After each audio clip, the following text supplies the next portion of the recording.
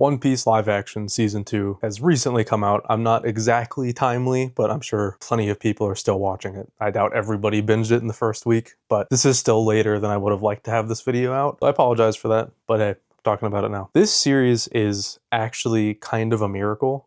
I am just completely blown away at how this exists to begin with. So as far as what will be on screen during this video, you'll have to forgive me. I'm probably not going to show a lot of footage or screenshots because I've had some awful experiences with Netflix things on this channel. Netflix is actually a straight up demon when it comes to taking down videos. So I'm going to be very careful and very liberal with what I show on screen. I will try to exclusively use like trailer footage, and I'll probably throw an image here or there depending on what I'm talking about if I'm feeling brave enough, but I apologize if this isn't a very visually interesting video. I just am admittedly kind of terrified of Netflix because they made me ruin part of my Manga Cage Awards video just because I showed footage with no sound of the Ranma 1/2 end credits. Whatever. Anyway, so I'll briefly talk about season 1 because, I mean, I never talked about it on this channel before. So I actually really liked season 1 as well. I definitely didn't think it was perfect by any means, but for the most part, I had a great time with it. I thought it was very impressive. I mean, it set out to do the impossible, right? Adapt One Piece into live action. I don't know what kind of madman would ever set out on that journey, but it happened, and we are now in season 2 of that journey, and it's still good. Somehow, miraculously, even better than season 1 by quite a bit. The casting of the show is insane. It's pretty much perfect. Every character was perfectly cast to the best of their ability. I mean, One Piece characters are completely like inhuman abominations, and somehow they find a human being that can embody that character every single time. Just insane work. The main thing I didn't like about season 1 was the pacing. I thought that things went too fast. Primarily Arlong Park I thought was kinda awful in live action, to be honest. Something that was supposed to be like the big climax for East Blue sorta just felt like a big dud all around. I mean, they did the most important moments justice for the most part, but it just didn't really land for me. Anyway, that's enough about season 1. Let's talk about season 2. That's what you're here for. So I want to briefly just talk about every episode. Nothing super in depth, just get my thoughts out there about them. Tell you what I liked, what I didn't like, and at the end, I'll just tell you my general opinion on it. Starting off with episode 1, this was an adaptation of the Logetown arc, which is 5 chapters. That is a 5-chapter arc in the manga. So it was kind of impossible to cut anything. It's an hour-long episode and you're adapting 5 chapters. That is the easiest task in the world. And it shows. We got everything. I know for a fact nothing was cut from this arc. This is the entirety of Logetown and then some. It gives us some really nice additions too. I really enjoyed the flashback scene between Garp and Roger, even though, oh, hold on. Also, I probably should have said this up front, but I'm going to be spoiling everything. This is a manga channel. We're talking about manga. All right. This is about the show, but this is aimed at people who have also read the manga and watch the show. If you're like a show only and you're watching this, don't bother. I'm just freely gonna talk about everything. Anyways, yes, the Garp and Roger scene. There's an interesting thing where it's trying to like misdirect viewers into thinking that Luffy is Roger's son, which is kind of interesting in a couple ways because, for one, I mean, obviously that isn't the case. So why are they trying to mislead people? But two, and this is the flip side of it, that was a theory for a long time.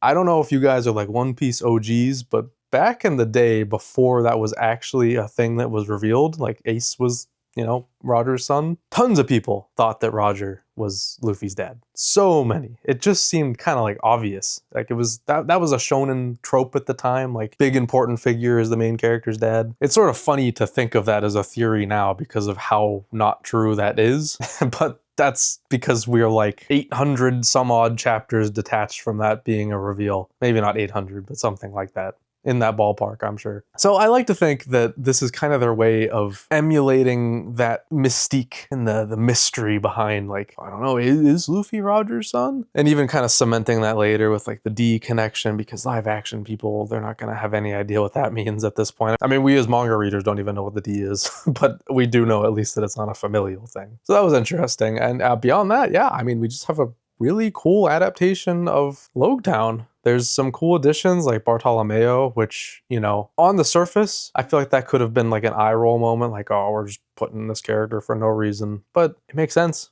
he was there. We know from later that he was there at Loketown. So why not have him just do something and be like visually impressed by the Straw Hats? Leave a good impression on him, and then shelve him for 10 seasons or so, if he ever even comes back, period. I thought he was great. I thought that was a really fun addition. I had no problems with it. It didn't take away anything. It just added some fun moments. Definitely expanded on the Buggy role in this arc because, I mean, this is the only time we're getting Buggy in this season, and that was an incredibly popular character from season 1, so it makes sense to use him a little more. Smoker was all right. I kind of feel like the actor wasn't the greatest in the world. He left a little to be desired. And this is a kind of common thing I have with this season, is there are some moments that just weren't selling me on it, you know, like the actors weren't really selling the lines too well. And it could be a script issue, I suppose, but that was pretty much all of Smoker's lines, in my opinion. He just didn't deliver them in a believable way. He just felt really not part of the world. Like he just felt like an actor. I don't know. It might be nothing, but that's just kind of where my head went with that guy the whole time. Few other moments, like unfortunately I thought Luffy's, you know, like big speech when he was about to get executed didn't really work, because Luffy's supposed to be like screaming when he says that, because I mean he's trying to you know, project his voice to the whole town basically. But Iñaki doesn't really yell that loud, but it's like it's clearly written in the script to be loud, because you know you have Buggy responding like, oh, that was so loud, after he yells it, but it wasn't really loud. I don't know, just nitpicky things like that I noticed, but it's not that big of a deal. Overall, I thought that episode was really strong. Dragon, even though we only saw a little bit of him and we're probably really never gonna see him again in this show, but I mean, hey, he was really good. I thought his voice was really cool, and we got a little Sabo cameo, which is cool. Thought that was a neat little touch. Makes sense, just throw us a bone, I guess. And beyond all that, the Zoro stuff was fantastic. I thought the entire Ippon Matsu sword shop section of the episode was phenomenal. I really, really loved all of the scenes and interactions that came from that. Overall, a really great episode, a very, very strong start. I had a great time with it. Episode 2 brought us to our lovely Laboon, and it was another really cool episode. They definitely changed a lot, because in the manga, this takes place entirely within Laboon, which I admit is kind of absurd. It does make sense to change this. So we have Crocus now living outside of Laboon, but they do have like a playful little joke near the end of the episode where they suggest that Crocus lives inside Laboon, at least acknowledging that that was a thing. Laboon was really cool. This episode made me realize like how impressive this adaptation really is, like very early on, because we have Laboon, which is a whale that can like somehow understand human speech. It just does. It's never acknowledged. Laboon just understands human speech. There's a very like straightforward to the point scene where Crocus is like, yeah, I tried to explain to Laboon that the Rumbar pirates aren't coming back, but he wouldn't listen. He wouldn't get it. And you're just so into the world that like you just buy it. Like, okay, yeah, he tried to tell this whale that like this complex thought, like your friends aren't coming back. And he really did try. It wasn't like a metaphorical thing or anything. No, he just said it. He was trying to talk to him. He was talking to him. He can understand speech. It's a whale that understands speech and can also shed tears. Sure, I believe it. That's just the world of One Piece. And live action, it doesn't do any like winking things. Like it's not like, you know, it cuts away from that scene of Crocus saying he tried to talk and Luffy's like, you talked to a whale? It's like Marvel MCU writing. No, it didn't do that. It's just, yeah, that happened. I talked to a whale. I tried to reason with a whale. And then later Luffy does the same thing and actually, with words and music, also gets him to relax. And I'm skipping a lot here, but I'll circle back. I did love the addition of Luffy singing Binks Sake, or Binks' brew, to Laboon to calm him down and get him to listen to him. I thought that was beautiful. That was such a good scene. I really, really loved that, and I honestly prefer it to what happened in the manga, just by a bit. It just adds, like, the manga is perfectly fine. I don't have any problems with how the manga went, but that is just a really, really nice touch that I adored. Circling back, we got some fun shenanigans inside the whale with the other Straw Hats. I thought all of that stuff was really good. Our introduction to Vivi, and Vivi is spectacular. I'll have more to say about her in the next episode, but she's great in this one too, playing just a straight villain. Really fun. And the big thing as a Brook fan to talk about in this episode is Brook. We actually get a more fleshed out flashback in regards to Laboon because this is an adaptation that has foresight, so we know the crew that Laboon had an attachment to. In the manga at this point, it wasn't revealed, or Oda hadn't thought of it yet. We don't really know which it is, doesn't really matter, but eventually we do learn that it was the Rumbar Pirates, which is the crew that Brook was on. So in this adaptation, we get to see Brook and Yorkie as well, and other members of the Rumbar Pirates, all adapted faithfully, that you can see in the background, like some similar costumes and stuff to the actual crew members. Just little references and references to SBS material about them. It's really cool. The Rumbar Pirates is something I kind of hyperfixate on because I adore that story so much, so I know a lot about them. I was looking out for stuff the whole time. Super, super nice stuff. Brook was fantastic. He only gets like 4 lines or so, but he's just so sweet. He plays the part so well. He has so much charm. He's so like joyous and lovable in the short time you get to see him here. And we do get a lovely scene of him playing Banksake to Laboon solo on the violin, and it is, it was so sweet. It just made my heart feel full. I adored that. I'm really happy we got to see Brook. This may be the only time we ever see Brook in live action. I don't know how far this adaptation will get. I only hope it gets to Brook, but hey, if it doesn't, at least we got this, and I'm fine with that. All around a really good episode. It made me feel things early on, you know. Obviously, the real emotional stuff is at the end of the season, but that episode did a lot for me too. I adored it. And the fact that they did Laboon in live action and it felt good is such a huge accomplishment. It could have felt so cheesy and corny, and this show does. Don't get me wrong. This is a very cornball, cheesy show, but it's intentional. It's One Piece. One Piece is wacky. It's this insane world that makes no sense, and here it is being brought into live action. It goes back to what I was saying before. This is just such a ridiculous idea for something, and I cannot believe how well it works. It's unbelievable how they managed to pull this off. Episode 3 is Whiskey Peak and somehow manages to be an incredible highlight of the season. I don't know how they did it. Again, unbelievable. Whiskey Peak is something that is incredibly forgettable in the source material. Obviously I remember it happened. It's a part of the story. All in all, it's kind of just nothing. I don't know. You could jump right over this arc and not lose much value. But live action somehow turns it into one of the best episodes. It's insane. It's almost entirely Zoro focused, with also, getting us on board with what Vivi's all about near the end of the episode. But obviously the thing that everybody's going to be talking about this episode is Zoro fighting off 100 Baroque Works members. It was insane. I love the through line in this episode of Mihawk, appearing as kind of like a specter taunting him. It was such a cool idea, and I love the presentation. This was really, really well done, really well choreographed. It was just such a blast to watch. I was kind of on the edge of my seat the whole time. Obviously, I know he's going to beat all 100, but getting to see how he does it, which is something we don't get in the manga, by the way. This scene is nothing like this in the manga. It's still cool. It's a good moment for him. But this is a whole nother level. This is insane, dude. And that's another thing, by the way, is Makenyu as Zoro is so good. In season 1, I wasn't completely sold on him. I thought he played the part really dry. But this season, he really stepped it up. And I'm completely on board. He's a lot more expressive when he needs to be. He's more subtly funny, it was there in season 1, but not like this. It's feeling more like Zoro to me. Beyond Zoro, we also get a lot of Vivi stuff.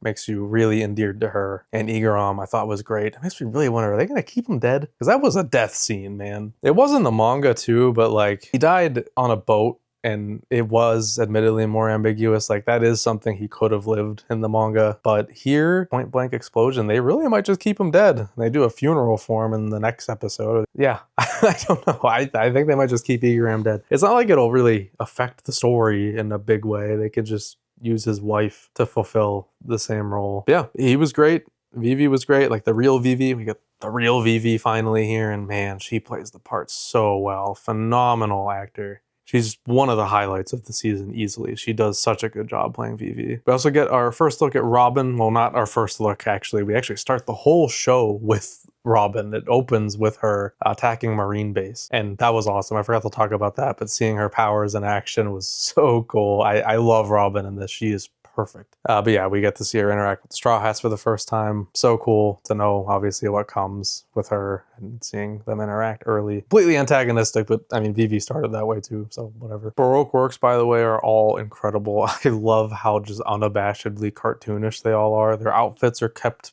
pretty much the same as they are in the manga. They're ridiculous and they are pointed out as such, which I think is fine. Like, it does read a little like, look, point at the weird looking thing that doesn't really stand out in a live action setting, but it makes sense because like they all do wear really goofy clothes, even for One Piece standards, sorta, at least at this stage of the game. Once we hit like New World and stuff, everybody dresses like this, so I mean, I don't know. For the time being, it makes sense to kind of call attention to these insane looking characters. And we get to see a lot of members in action here, which is a lot of fun. Mr. 5 and Miss Valentine are somehow really good characters. I just love how they play their roles. Mr. 5 having like literal booger powers. It works. It's so goofy, but man, it works. I keep saying that, but these just wacky things that just shouldn't translate well to live action just do. All in all, a really, really good episode. I mean, as a Zoro fan, I mean, I'm a fan of all the Straw Hats. I love all the Straw Hats equally. I really do. But I mean, I do like Zoro quite a bit.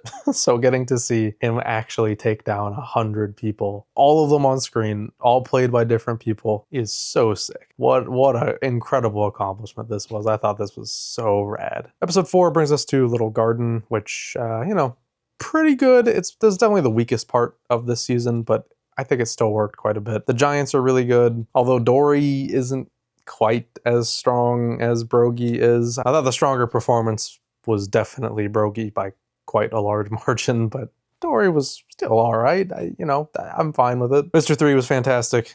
he really worked. I'm a big fan. And he will also carry into next episode, of course, which is kind of what makes this episode a little weird. It doesn't really stand on its own all that much, which is fine. I mean, it's a TV show. Not every episode has to be its own individualized thing, but to this point, they all were. The other 3 episodes were all like contained stories for the most part. Like, it got on an island, left it. This time, it's a 2-parter. And it ends up feeling kind of unwarranted. Like, I don't know if we needed 2 episodes of Little Garden. I'm glad it happened, I guess, because, you know, they're taking their time. That's nice. I like that we're getting a fleshed out adaptation after season 1 kind of sped through all of East Blue at a breakneck speed. But yeah, I mean, it was good for the most part. Just not a super standout episode. I don't have a whole lot to say. Miss Golden Week's cool. I thought she played the part really well. Are the Unluckies in this episode, or is that the next? I think that's the next. I'll just move on to episode 5 because I have more to say about it. Episode 5, sure, Unluckies, I'll talk about those first since I just talked about it. That was really fun. I really like seeing Sanji deal with those two and the way he does. He actually breaks the bird's neck. I don't recall what their code names are. I'm sorry, I don't remember which is which. But that was fun. We get the whole phone call pretty much written exactly the same as it was in the manga. It's very iconic. Mr. Prince, awesome stuff. I love that part for Sanji. But the large focus is on Usopp. A really strong episode for Usopp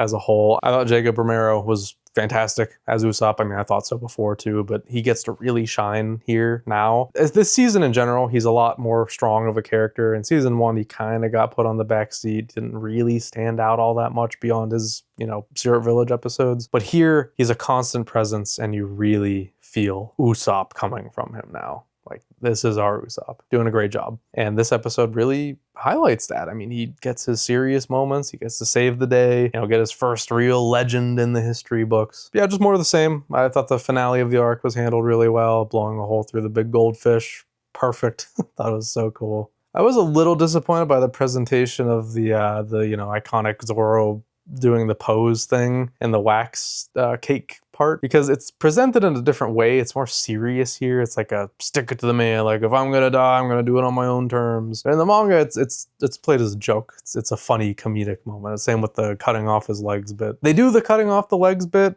It's a little different. It's still comedic. That is, they actually do present that comedically, but not exactly the same. And then they do the pose thing. It doesn't hit the same. I love that moment in the manga. It's so funny. It's just to highlight Zoro's like simple-mindedness when it comes to anything except swords, but they spin it into like more of a serious, like, stick it to the man moment in the manga, or in the show, sorry, which didn't really work. It was still fine. I'm glad we got it, but it didn't hit the same. All in all, still a good episode, just not the best in the season. Then we get to episode 6, which brings us to Drum Island. Drum Island gets 3 episodes and Arlong Park got 2. What are we doing? Oh my god, that drives me crazy. Obviously, I'm glad Drum Island gets 3 episodes, but why didn't we get that for Arlong Park? It should have at least got 3. It probably should have got 4, but alas, it didn't happen. And here we are, 3 episodes of Drum Island. Fantastic. All 3 are really good. They did a great job. This first episode here is just kind of focused on Nami being sick and getting her to the top of the mountain. The mountain climbing scene, really good. Not as good as the manga because it couldn't quite make it as exaggerated. We couldn't have Luffy carrying Sanji with his teeth. They do shout it out because Sanji's like climbing with him and then he falls like near the end, but then Luffy grabs him with his mouth and throws him up with his head. Still cool. It still gets the point across. It's obviously not quite as like, oh my God, Luffy's giving up everything for his friends. It still is, but it's kind of the best they could do. I can't even imagine how they would do the, pulling up with the teeth thing in live action. It just wouldn't look good. But he still climbs the whole mountain with Nami on his back and it still works. Just not in the same way. I was really surprised by Dalton in all 3 of these episodes. I guess I'll just kind of talk about all 3 of these episodes together. It just makes sense in my head. But yeah, Dalton was fantastic for some reason. Dalton's a character I enjoy. I do like him. He's not like a character I forget. He stands out to me, but not somebody I think about often, but man, he was really good. Same with his powers. I thought the practical effects on the zone users, obviously Chopper is full CG except for his heavy point form. But yeah, Dalton, fully practical and he looked great. Wapple was played really well too. Not perfect. He is like, I guess kind of a mediocre actor. I'm not an acting critic by any means, but his performance didn't work all the time. But for the most part, I thought he played Wapple well, and he made him into a semi-interesting character compared to his manga counterpart, which is one of the most forgettable villains, if not the most forgettable villains in the entire series. Kureha's amazing. Chopper, wonderful. He looks great. There were some comments I got from the live action, whenever Chopper was on the cover of Shonen Jump, the live action version, saying he looked ugly or he was like an abomination or whatever. No. I don't even understand that. He looks totally fine. He's cute, honestly. He works. He looks really good. Like, that's one of the best looking CGI characters I can remember. He looks really visually consistent and he blends in with the environment. I thought they did a great job. I really don't have any complaints with how he was handled. All across the board, he's pretty much perfect. But the main performance I want to talk about is Mark Hiralek as Dr. Hiraluk. And I mean, anywhere you go, you're going to see like, wow, they have like the same name. That's crazy. It is pretty crazy. But regardless, what a performance. Dr. Hiraluk is one of my favorite characters in One Piece, period. And to see him played with such passion and care. And I actually watched an interview with him the other day, and man, he really felt that role. Like, he was in it. He knows that character even now. Like, he played this part like 2 years ago, 3 years ago. I don't know when they filmed this. It was quite a while ago, but he can still answer all those questions like it was yesterday. He really got in his head. He really understands the character, and man, do I love that. I love how he could see the beauty in this character, and he showed it on screen too. He played that part so well. He made me very emotional. I didn't like full on cry, whereas the flashback in the manga and anime has made me cry on multiple occasions. This didn't get me. I don't know why. It was fantastic. I really don't have any complaints about it. The flashback, that is. I don't know. Just it didn't get me. Maybe I've just become numb to it after having experienced it so many times, but this is still one of the most beautiful and also heart-wrenching stories in all of One Piece, and it was done to perfection. No complaints whatsoever. The Hiraluk and Chopper flashback was phenomenal. Episode 7, easily the best in the whole series so far. I'm so happy that they nailed it, because now the big thing about this and this whole series in general, and why I'm more forgiving on it than maybe some others are, is just because this gives people an avenue to experience the story that means so much to me. You know, One Piece in general, I love it dearly. It's one of my favorite things in life, man. It's done so much for me in so many ways. And, you know, there's always people who will just never experience it. There's just people who are not interested in sitting down and reading something that long or watching something that long, God forbid. Don't watch the anime. Just don't bother. It's not worth your time. Read the manga. If you're watching this without having read the manga or watching the anime, just do that first. Don't bother about the anime. It's fine. But even there, you know, the anime, I was also happy existed because that gives people another opportunity to experience it, because not everybody likes to read for some reason, which I'll never really understand. And the anime in recent years has been better, so there's that. But this, it's more digestible. It's still hitting all the same beats, and it's serving as a good like advertisement for the manga, if nothing else, which I really appreciate. Both seasons have produced more fans and got more people to read the manga or watch the anime. And that's a job well done. But even for people who don't go on to read the manga, at least you get this. it's a way to experience One Piece, whether you want to admit it or not. It's still One Piece. It's just making it more digestible to the common man, I guess. The common, like, person who doesn't have time for all that or isn't interested in anime or manga. They can just turn on their Netflix and watch this show that's getting a lot of buzz. And maybe they too can get to this flashback, this Chopper and Hero flashback, and have their lives changed. Seriously, like it can happen. This is a phenomenal story that I just wish everybody could experience. And this show is making that possible. And for that reason, I'm just endlessly appreciative of this series. Anyhow, all the performances were great across the board. I really have nothing bad to say about that episode. It was spot on, incredible. Then the final episode is where I do find myself getting a little detached. I thought the Wapple zombie soldier thing was a little much. I don't think we needed all that.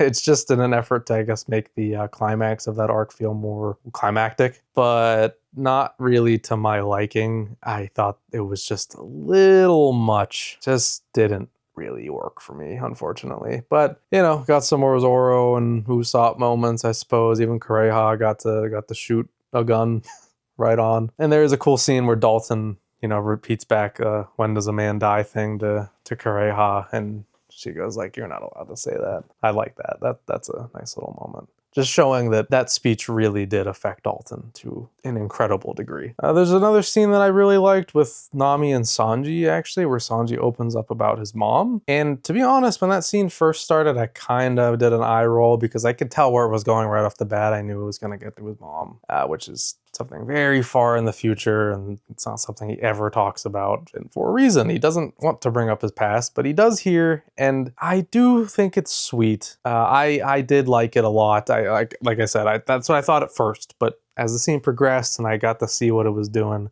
I actually ended up really liking that scene. Was it necessary? No, not at all, but I still liked it. It's just a nice little moment that makes Sanji feel whole, you know, because he's a very segmented character and a very poorly handled character a lot of the time in the manga. I mean, we know the dark ages of Fishman Island, but this is just one of those things that, like, it just clicks it all into place. Like, yeah, this is all Sanji. You know, this is the same guy that experienced his awful childhood with, you know, his sick mom and awful father, and the same Sanji who was Mr. Prince, and the same Sanji who did the I need a light moment in Skypiea. It's our Sanji. He is one whole character, but he's also the Sanji who got a nosebleed as a plot point in Fishman Island and almost died because of it. Oh my god, dude, that was a dark time. And our same Sanji who has said very many problematic things in his time, but you know, the live action at least is removing that side of him and instead is making an effort to make him more of a human character who is more in tune with his emotions, and his, you know, flirty, loving women side is more, I mean, I was gonna say purely comedic, but it is in the manga too, but it's just so painfully not funny that it comes across as something not comedic. I don't even know what. It's just a Sanji bullshit, new genre. Sanji bullshit. But I did really like that scene. It is odd to bring up Sora so early. It just feels kind of wrong. It's just one of those things, even though there's plenty of other things they brought up early here. I didn't really bat an eye at. The Dawn was mentioned also in episode 2, I think. So yeah, they keep bringing stuff from the future, and this is one of those. And I thought that this one wouldn't work, but it does. It was a really good scene. They played it really well too. That man, Taz Skylar, can cry. He knows how to fake cry. Holy cow. Got me emotional. But yeah, honestly, that's really my only big highlight. I know this is kind of controversial because this episode, I think, is really well liked, but didn't super work for me. I don't know why. The climax of Drum Island isn't the greatest thing in the world. My highlights in the manga are, look, the flag is still standing, that moment, Chopper joining the crew, the flashback, not the Wapple fight, just the, you know, the one moment within it with the flag is still standing. And that doesn't really hit in this version because it's not the same scenery. He's not holding the flag up on top of the castle. He's just kind of like got his hand on it on the wall because the whole fight's indoors. And I don't know, the Wapple fight in general just wasn't very interesting to me. He never felt intimidating, which he's not supposed to. I mean, the source material, he doesn't either, so sure, that's fine. But I don't know, as a climax for a whole season, it just didn't really hit. But yeah, that's season 2. I thought it was really, really good, man. I just was so thoroughly entertained the whole way through. Kind of blew my mind. It really did. I just didn't think they could do this. I just didn't think they could pull it off. You know, after season 1, I was like, okay, they're definitely going to learn from this. This wasn't perfect, but it was still really solid, a good foundation. But can they do it? Like, and also once we learned what was actually being covered, like they weren't going to skip anything. They're actually going to do it in the right order. Going to be another 8 episodes and it ends on Drum Kingdom. I was just like, wow, okay, we're really going to do all that. Are they going to be able to do Giants? Are they going to be able to do Chopper? Really? Is it going to work? And the answer to all of that is yes. I also asked myself if they could really do Karoo, but they just actually got rid of Karoo completely. Season 3 though, he's coming. Watch. He was mentioned, so just wait and see. Karoo's coming. If you were skeptical about this season, I just check it out, man. It's worth your time. It really is. Even if you're like the most against live action anime person in the world, I really think you're gonna get something out of this. Just view it as another way to watch the story. You can see someone else's interpretation and vision for the series put to the big screen with a big budget and really passionate actors that really love what they're doing. And evidently a whole crew, like the whole production crew, seems really engaged with what they're doing, and they seem to really love their job. You look at any interview, anybody that has worked on this series, and they just talk about how great of an experience it's been. I think this is an incredibly special production, and this TV show is honestly probably going to go down in history. It's really impressive all across the board. You just got to take a step back and realize what they are doing. A live action TV series adaptation of One Piece. And it's good. How? Like, how? It shouldn't be possible, but they pulled it off, man. The few negative things I have to say about this season are negligible. It really doesn't affect my experience overall. I think it is not perfect, maybe even far from it, but when it hits, it really hits. It gets all the big beats and nails them. The sets, the actors, the powers, everything just looks spot on. The costumes are kind of a mixed bag. Some look really good, some don't. A general complaint I see all the time, and one that I have myself, is that the costumes don't feel worn. They just feel like they're costumes, like they're just like Halloween costumes that they wear for one day. Like it doesn't feel like these people have been wearing these. Like it's just like their normal clothing. It feels like they put it on like right before they walked on set, you know? And that is what happened. But that's not how it should feel. But that might be something that gets better over time. And even if episode 8 didn't really work for me all that much, whatever. It hit the big moments. We got the cherry blossom moment, and it was phenomenal. I thought Michaela Hoover, by the way, does an amazing job with Chopper. It's such a good performance. She plays it so well. Like, he's still cute, but she can also play him serious perfectly fine, and it works just as well. Can't wait to see more of him in season 3, and man, there's so much I can't wait to see in season 3. It's gonna be a blast. I'll be here to talk about it whenever we get to it, but yeah, at the end of the day, please check this out if you haven't. I promise you it is worth your time. As somebody who has been a fan of One Piece since like 2007, something like that, please just check it out.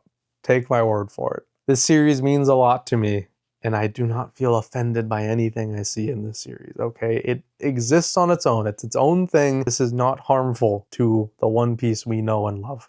This only helps it. This is just introducing a broader audience to it, an audience that will never in a million years read the manga unless they watch this show. They watch this show and they're like, wow, I love this so much, I will check out the manga or the anime. That's happened so much already, and it's gonna keep happening if the show keeps going. So I wanna give it my full support. I wanna see this series go for as long as it can, so that way as many people as possible can experience the story that did so much for me throughout my entire life. We are lucky to have this show. I genuinely believe that. And I'm so thankful that it fell into the right people's hands. Very grateful to all the actors and directors and producers, whatever, anybody who made this possible. I am eternally grateful to them for the work they're doing. I may not agree with everything they're doing, but we are lucky to have this series.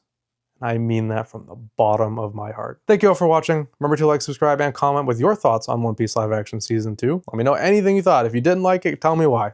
Go ahead. Let me hear it. Let her rip. And remember, you can become a channel member at 3 tiers now. You can click the join button below to see what tier works best for you. You can get things like early access to new videos, custom emotes, name in the credits, and a monthly series exclusive to Nice Prisoner tier and above. And if you're the highest tier, Super Nice Prisoner, you will get your name read out loud right now. So thank you to DJ Tengen, Milu Kitty, Braden Farrell, Halfpipe, Rafker, Cosner64, Cosmic, Key to the Skies, Iliadis, Noobs Rock, and Dan. Thank you all so much for your support, and thank you all for watching, and I will see you guys in whatever you decide to watch next. Take it easy, guys.